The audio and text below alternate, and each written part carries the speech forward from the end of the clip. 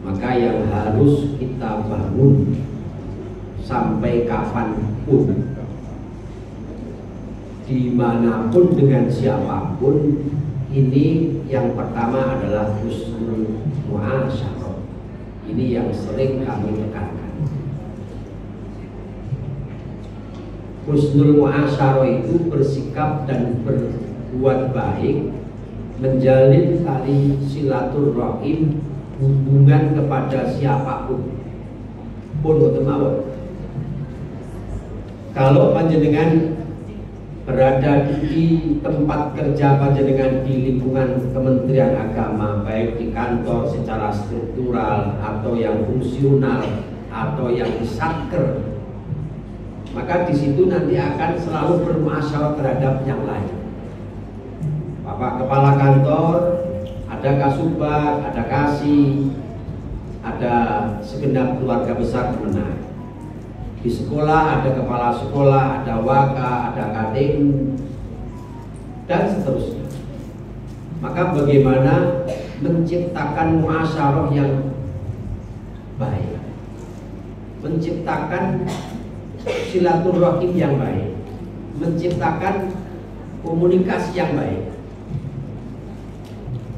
Ini penting untuk kelangsungan tugas-tugas kita semuanya, baik di dalam rumah, di lingkungan maupun di tempat kerja. Terus pokok intine awake iki kudu apik karo sapa yang ngoten-ngoten gitu. Apik karo sapa. Senajan kuwi pegel yo kudu tetep apik. Senajan yo musuh yo tetep apik. Sebab bisa jadi kok musuh malah justru kita suatu ketika butuh terhadap musuh kita. Berkali-kali kula matur, api iku aja dadak. Api iku aja ujug-ujug. Ujug api. Dulu nggak pernah haru-haru malah haru. Dulu nggak pernah ngaku konco malah ngaku konco. Oh, itu berarti ada maksud tertentu. Ada udang di balik, tapi nomor bayar. Ini orang kalau sudah terbangun hubungan baik, maka insya Allah tidak ada konflik sosial, tidak ada kesalahan. Orang kalau sudah berhubungan baik kepada siapapun, insya Allah setiap ketemu selalu berpositif thinking, itu pasti. Misalnya satu ketika, atau misalnya biasanya setiap saya ketemu dengan Pak Kepala Kemenang, angger ketemu mesti nunggu ada rokok misalnya. Umpamanya saya tuh contoh mawon itu. Contoh, umpamanya yang mugo Allahumma. Nek tukoknya berarti ya tunggu mandi. Orang berarti amin jenengan nggak mandi. Sehingga di saat kapanpun ulo kepanggih beliaunya, yang itu belum tentu beliau ngasih, saya sudah berpositif thinking. Aku semusuhan, alhamdulillah ketemu Pak Kapolres pas adalah rokokku. Padahal ketemu itu belum tentu dikasih, tapi karena muasyarahnya yang baik, karena kebiasaan yang baik, karena perilaku yang baik, ini mencetak mindset kita menjadi mindset yang positif. Coba kalau dibalik, misalnya, mohon maaf, ketemu kali ini Pak kali contoh mawon.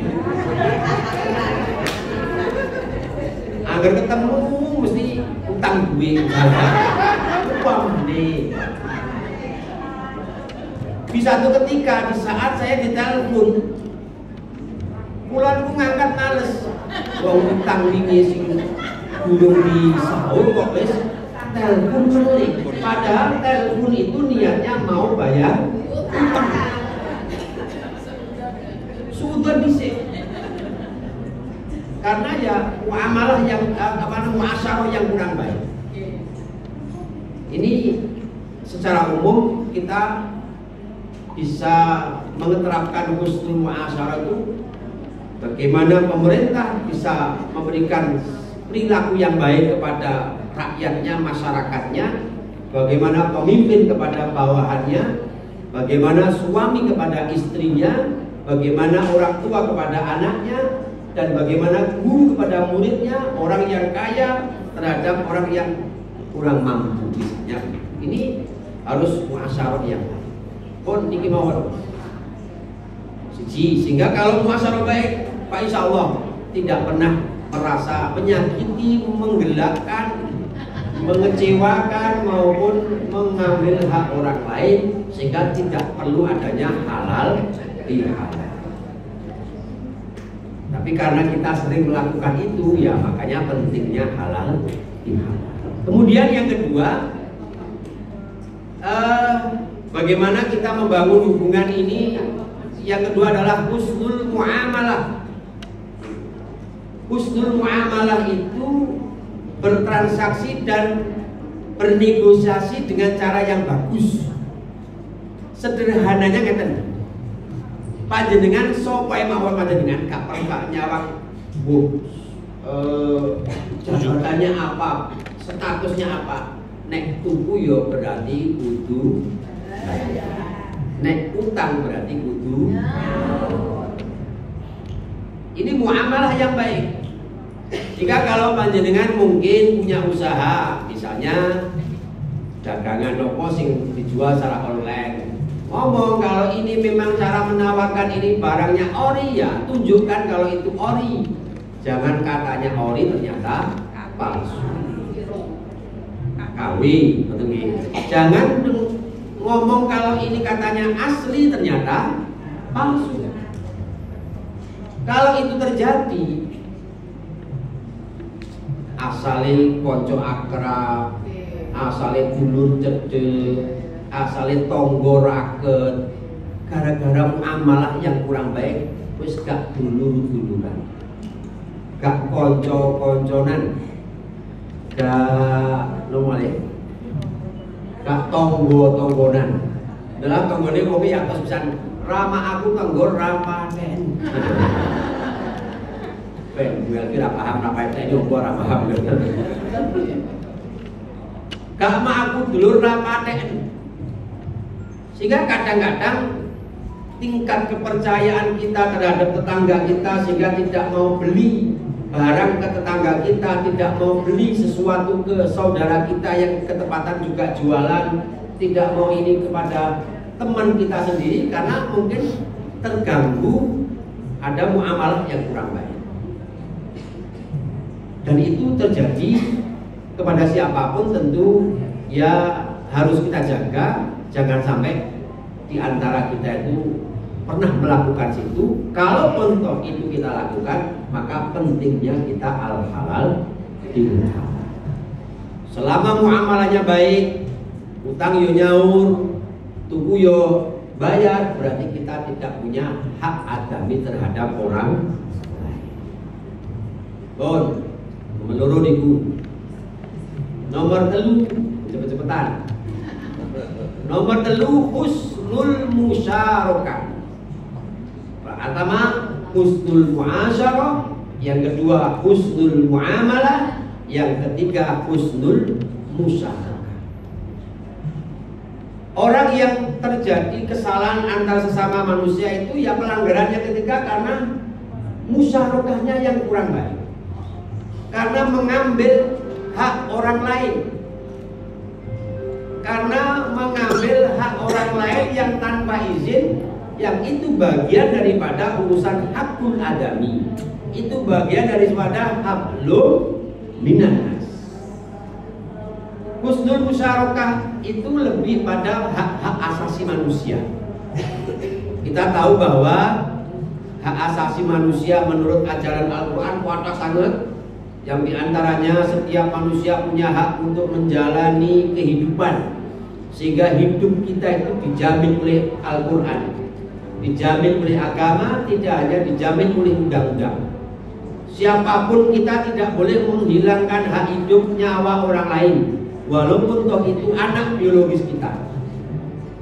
Kata ayat yang dibaca Nurul Fadilah tadi misalnya, wala taqtulu auladakum min imlaq wala taqtulun nafsal lati harramallahu illa bil haq. Maka di saat itu dilakukan, maka kita punya kesalahan antar sesama manusia, merampas hak hidup orang lain. Kemudian ada lagi hak untuk memiliki harta. Setiap bondo sing panjenengan kagungi niki hak panjenengan. So wae jupuk tanpa izin lan pamit tidak boleh. Maka di saat kita melakukan itu adalah pelanggaran agama, pelanggaran hukum. Maka itu melanggar hak agama yang perlu halal bihalal. Wala taqulu amwalakum bainakum bil batil. Tidak boleh makan dengan cara yang tidak dibenarkan. Misalnya begitu. Atau hak persamaan derajat. Hak persamaan derajat, inna akramakum indallahi atqakum. Kita punya hak yang sama, punya potensi yang sama, kita punya peluang yang sama. Lanang wadon sami mawon.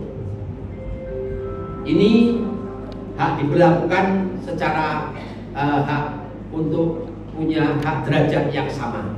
Tidak ada yang hebat di antara kita kecuali orang yang bertakwa. Hak diberlakukan secara adil, lanang wadon nggih sami. Tidak ada perbedaan menurut kacamata agama, menurut sudut agama, bahwa kalau laki-laki itu dijamin surga belum tentu, kalau perempuan neraka ya tidak. Tapi itu tergantung dari amal perbuatan kita semua. Sehingga agama melihat lanang tawadon ini sama di mata hukum, sehingga tidak ada perbedaan, tidak ada yang istimewa. Ini hak persamaan derajat. Kemudian juga termasuk hak untuk diberlakukan secara adil, kemudian hak untuk meyakini dan mengimani agamanya masing-masing, dan masih banyak lagi hak-hak yang lain. Bapak Ibu yang saya hormati, kalaupun toh musyarakah ini kita langgar, berarti yang terjadi adalah pelanggaran di antara kita merampas hak orang lain, hakul adami, hablum minan nas, yang itu butuh adanya al halal bil halal. Nek wong niki kabeh api kalih wong, ya ora tau rasani, ya ora tau ngelokne, ya ora tau utang, ora tau bayar, gak tau nyinggung perasaan. Nek buku yo bayar, terus tidak pernah, wis pokok insyaallah api kabeh, insyaallah berarti tidak ada kesalahan. Ya, kayak ibu-ibu kita Kartini kemenangan Kartini. Ya, oh ibu-ibu kita Kartini. Cuma kalau foto ada ya ibu ya.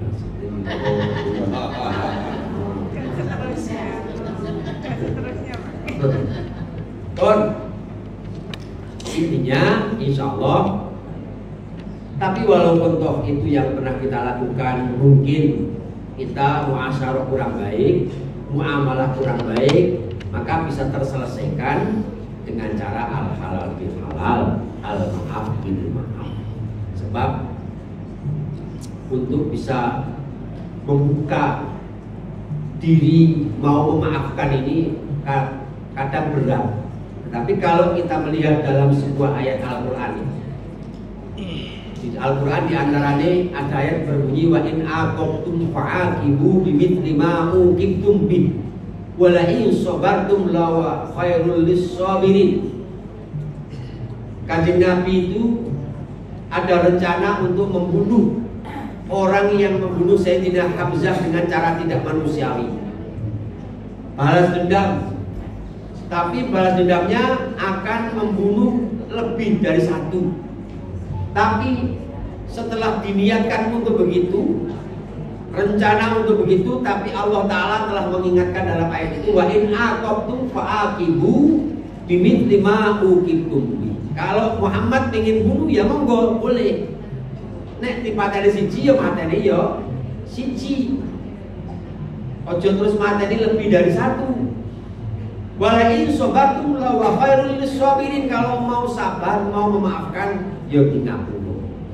Ini ayat yang memberikan contoh bahwa sakjane cara ati nurani berat, tapi karena kita berpegang pada agama, ya wis tak ngapura, ya wis tak halalne, ya wis tak kosong-kosong. Niki yang kita harapkan. Mudah-mudahan di antara kita semua yang pernah melakukan itu mau membuka diri untuk saling al-maaf bil maaf, al-halal bil halal. Allahumma amin. Sing pertama niku sampun selesai. Yang kedua, sebagaimana tadi disampaikan oleh Ibu Ketua Dharma Wanita bahwa selain pagi ini acarane halal bihalal sekaligus memperingati hari lahir ibu kita Kartini yang namanya Harum.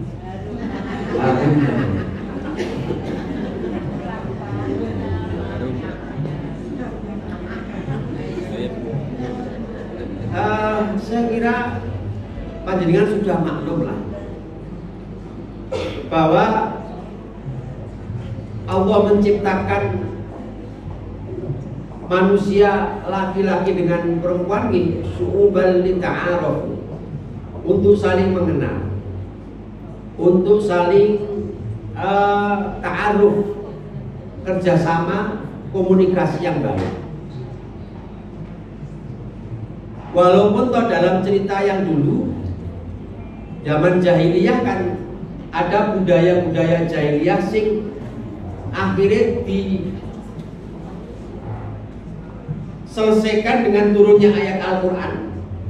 Dulu kan orang jahiliyah di saat ada perempuan yang melahirkan bayi wadon, niki lak yo isin langsung dipendem kuripan sampai diabadikan di dalam Al-Quran yang berbunyi ayat wa idza busyira ahaduhum bil untha dhalla wajhuhu muswaddaw wa huwa kadhib.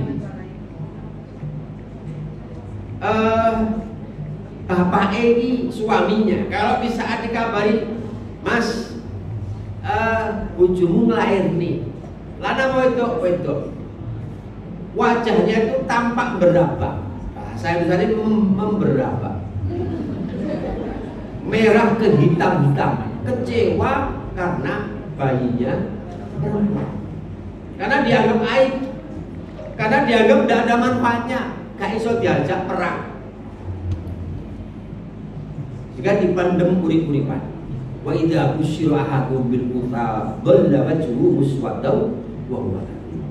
Akhirnya turun Al-Quran yang dimana posisi perempuan ini posisinya sama dengan laki-laki dalam hal urusan ibadah, dalam hal urusan hukum. Tapi tadi sudah disinggung oleh Ibu Ketua bahwa kalau berkaitan dengan emansipasi ini memang mulai dari dulu sudah ada di dalam Al-Quran, sudah ada pada zaman Kanjeng Nabi Muhammad SAW. Sehingga secara umum bahwa sebenarnya laki-laki perempuan itu dari sudut pandang agama hukumnya sami. Nek lanang api insya Allah ngiyo api, nek wadon ini saya nih saya. Nyatanya Quran mengatakan man amila sholihan min dzakarin au untha wa huwa mu'min, itu bukan barang siapa yang berbuat baik, baik laki-laki maupun perempuan, panjenengan niki nek perilaku api, amale api, positif, falanuhyiyannahu hayatan thayyibah, akan mendapatkan satu kehidupan yang tenang, tentram, bersikap dan berperilaku yang baik. Uripe penak. Falanuhyiyannahu hayatan thayyibah. Yang kedua, walanajziyannahum ajrahum bi ahsani ma kanu ya'malun, akan mendapatkan imbalan. Walanajziyannahum ajrahum, mendapatkan imbalan yang lebih baik dari apa yang beliau lakukan. Artinya nopo? Kesempatan, peluang, potensi laki-laki perempuan di mata hukum sami mawon. Lanangon nek deledek yo deledek, wedok nek api maka api, atau sebaliknya. Jadi nilai ibadah itu bukan dilihat dari kelamin, mawon. secara umum kan sepakat. Bahkan masih banyak ayat-ayat yang menjelaskan tentang posisi kedudukan antara laki-laki dengan wanita atau bapak kali ini. Kedua, Bapak Ibu yang saya hormati, setelah perkembangannya ternyata tugas wanita kalau menurut fikih sosial hari ini, tugas wanita paling tidak pertama sebagai istri pendamping suami di saat suka maupun jangan menjadi istri yang ngelok-melok. Akhir-akhir ini ada istilah ada uang abang sayang, tidak ada uang abang.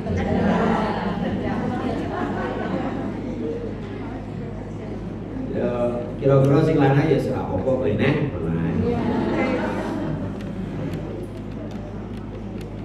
Sebagai pendamping di saat suka maupun duka. Makanya teman-teman itu ada tahabbub. Tahabbub itu saling mencintai. Yo gelem nome yo gelem tuwae. Gelem ayune yo gelem eleke, gelem langsinge yo gelem. Wes ngono apa pun benar. Sebagai seorang istri pendamping. Jenenge istilah Jawa garwa. Lho, itu niku sing lawas. Sekarang nopo sing anyar yo sisi sigar sisi dawa.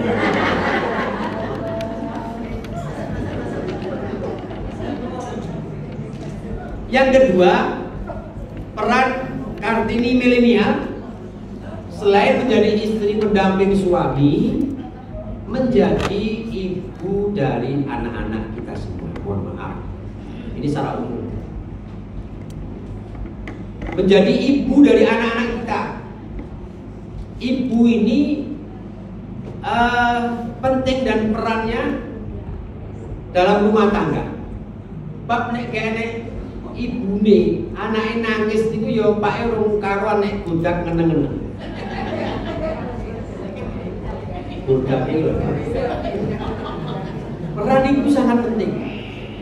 Selain menjadi pengasuh anak-anak kita, kena omong sing ngomong, juga sebagai spirit teladan atau apa namanya?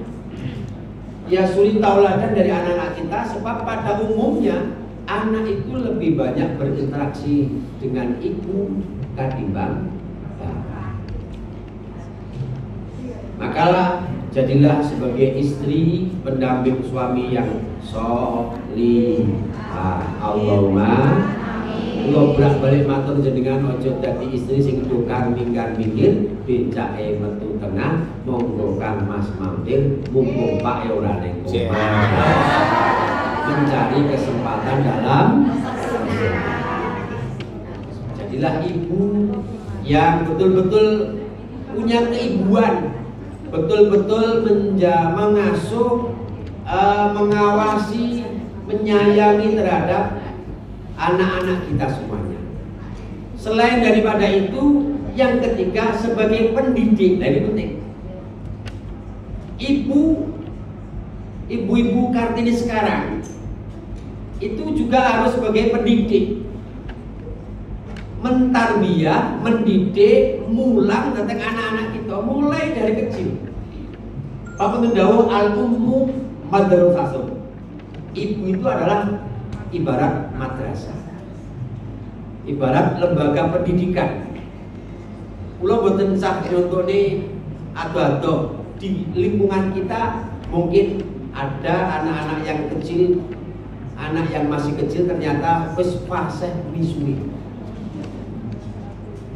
Masih PAUD, bahkan ngomong mawon urung patek-tetek tapi nek miso fasih. Masa dicoba di suatu ketika ada khitanan massal, khitanan ya berarti kelas 4 lah paling tidak. Pas khitan itu ditunggoki wong tuane, disuntik dhisik loro nek bisa iya. karo bapaknya ditutupi tutune ngoten iki ya wis iya semua standar. Anak tidak akan mungkin bisa mengucapkan apapun kecuali karena hubungan pendidikan yang ada di mana beliau berada. Aku atau marahi kata ibu nih, mungkin ya kena virus dan pengaruh lingkungan. Tapi ini sangat terjadi juga karena kurang dari pengawasan seorang ibu. Apalagi ibu yang direpotkan dengan gadgetnya, akhirnya anaknya lali baik kesoan banyu panas ya. Kalau biasa ya tahu ngomong lali anak lo ngetre-ngetre telek betul gitu. Ngetre-ngetre telek. Untungnya orang dipangan mawon. Artinya bapak ibu yang saya hormati, sebagai pendidik al-umum madrasatun in a'dadaha a'dadta syaiban.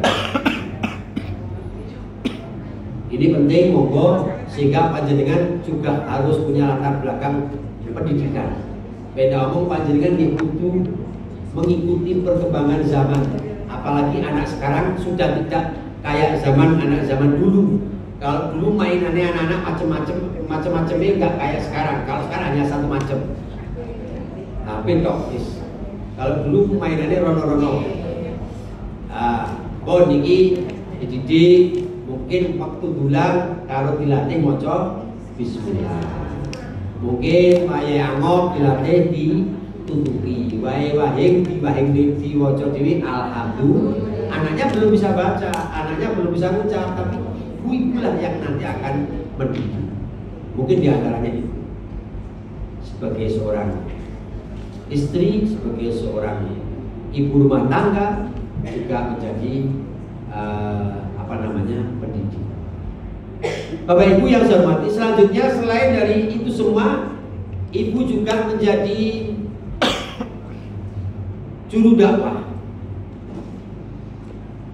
Saya kira sekarang banyak dari peran serta ibu-ibu di tengah-tengah masyarakat untuk menjadi seorang dai, untuk menjadi seorang pendakwah, untuk memberikan pencerahan agama.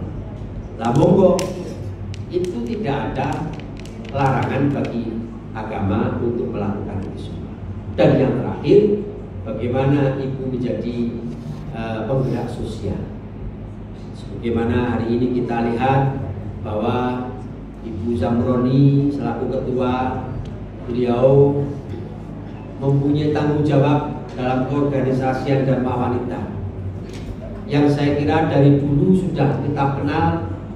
Zaman Kanjeng Nabi Muhammad Sallallahu Alaihi Wasallam kita kenal dengan Sayyidah Khadijah. Sayyidah Khadijah itu perempuan yang tidak hanya duduk manis di rumah, perempuan yang tidak hanya tugasnya masak, mapan, mana. Ini mapan ini barang. Orang tugasnya namun masak, mapan, mana. Kan itu tidak hanya sekedar dapur, sumur, kasur, tetapi penggerak sosial.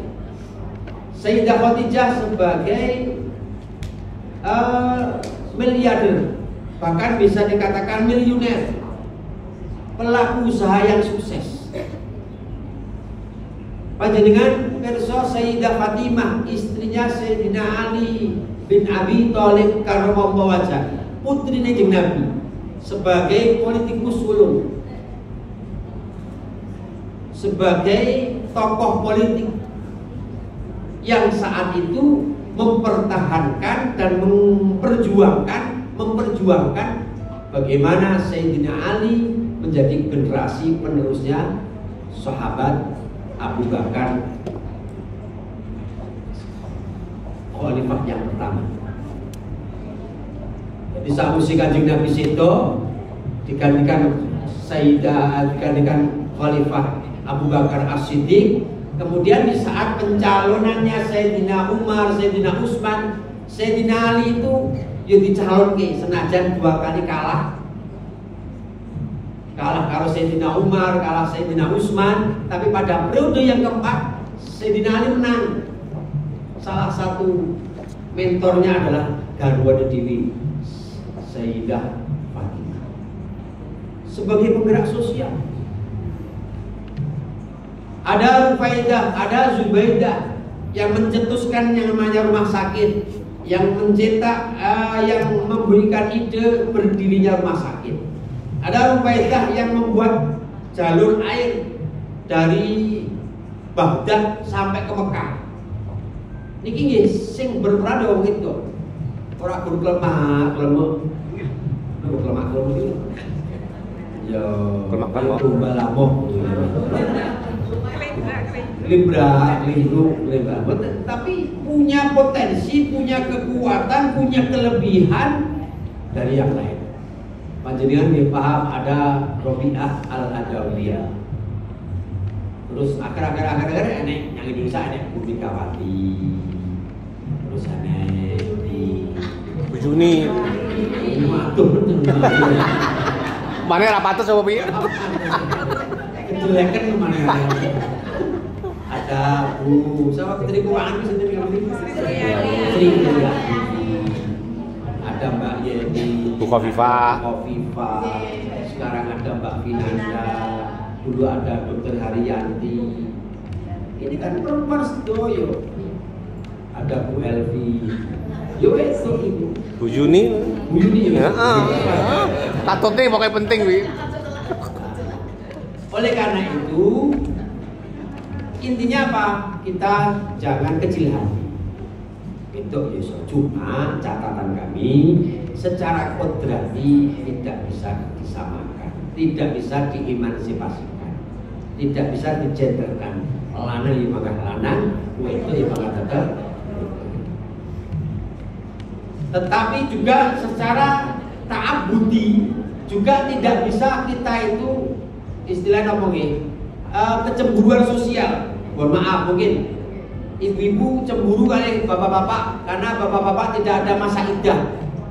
Di saat ditinggal mati suaminya, ibu-ibu ada masa iddah. Sementara kalau bapak-bapak tidak ada, sehingga kalau bapak-bapak ditinggal mati suaminya, mati istrinya, maka langsung nikah boleh. Sambil menunggu mau diberangkatkan jenazahnya almarhumah, suaminya menikah lagi. Bapak Ibu para pentasya, kangge menghormati almarhumah istri saya kepingin membukukan kecintaan saya terhadap almarhumah bahwa saya akan melaksanakan akad nikah biar disaksikan oleh almarhumah. Nek mentolo. Artinya boleh. Kalau perempuan kan ada masa iddah. Ini tidak bisa terbantahkan walaupun toh ada alat yang sudah canggih. Ada ada perkembangan teknologi, tidak bisa. Tidak perlu iddah harus cukup USG mau sakit. Karena iddah itu tujuannya untuk melihat apakah dalam rahim ada janinnya apa tidak. Itu tidak bisa, tetap ada masa. Itu mungkin. Kemudian ada lagi yang secara hukum agama ya ketentuannya begitu, lidzakari mithlu hadzil unthayain. Urusan waris, urusan pembagian waris ya tetap sing lanang entuk loro, sing wedok siji. Walaupun toh nanti pada akhirnya bisa diatur biar sama, tetapi harus dipahami. Nek kita begegek ora iso padha anake, itu kudu padha, ya wis sampai kiamat tidak akan mungkin dibagi.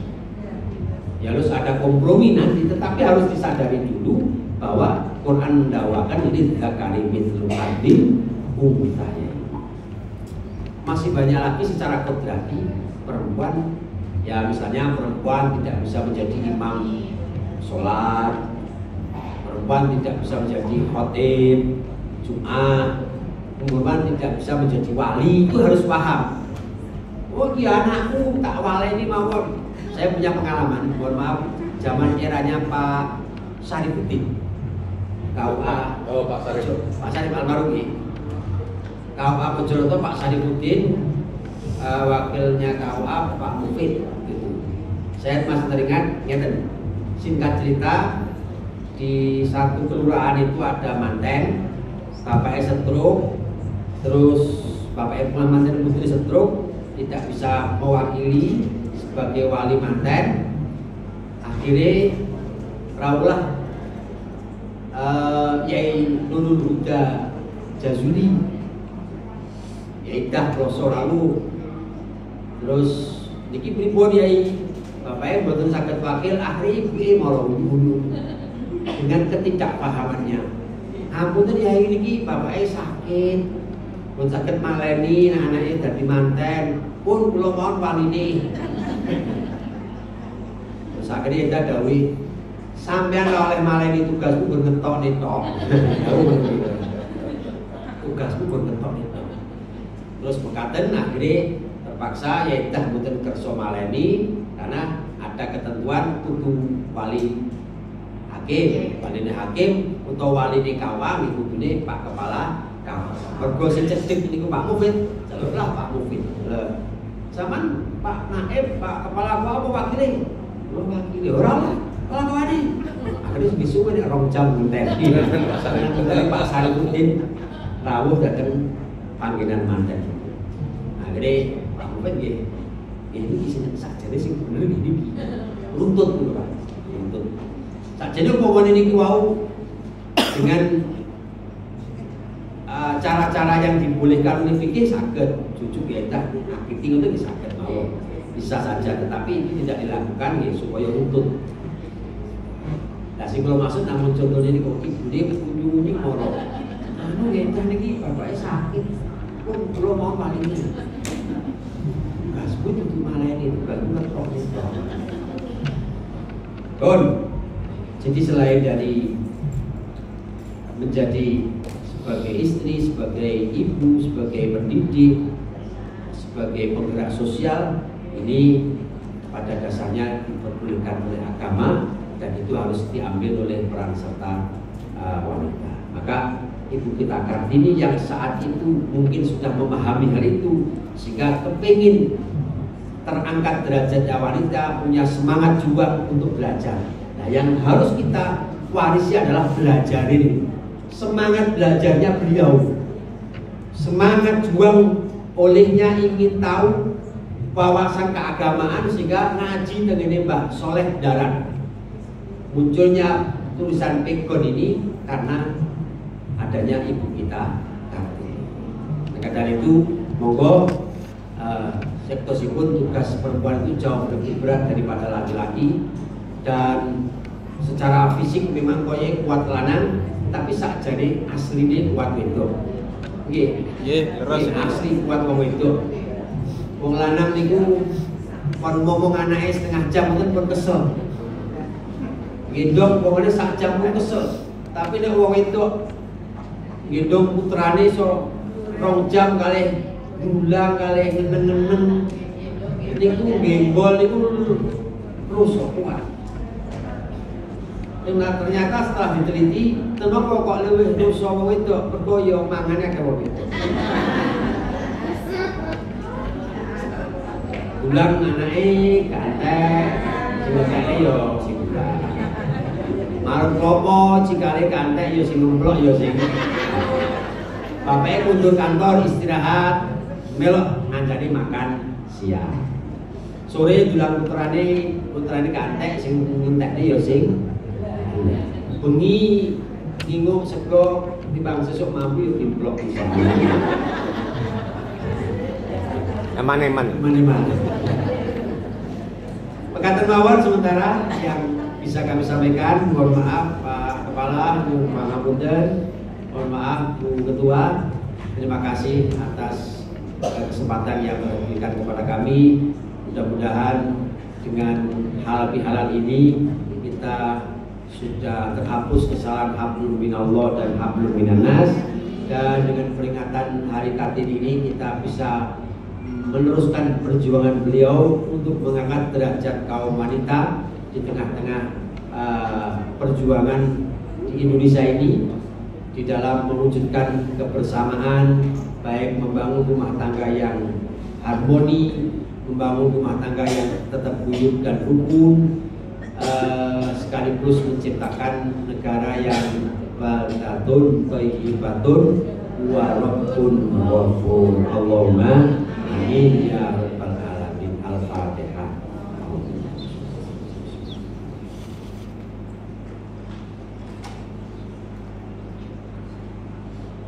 Bismillahirrahmanirrahim. Alhamdulillahirabbil alamin. Hamdan yuwafi ni'amahu wa yukafi'u mazidah. Ya Rabbana lakal hamdu kama yanbaghi li jalalil karim wa azimi sultanik.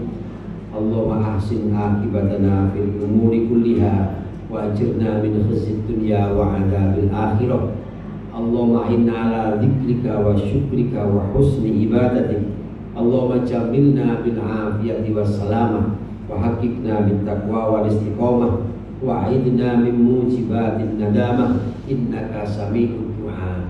Allahumma khtim lana bi khatimatis sa'adah. Rabbana atina fid dunya hasanah wa fil akhirati hasanah wa qina adzabannar. Subhana rabbika rabbil izzati amma yasifun wa salamun alal mursalin walhamdulillahi rabbil alamin. Assalamualaikum warahmatullahi wabarakatuh.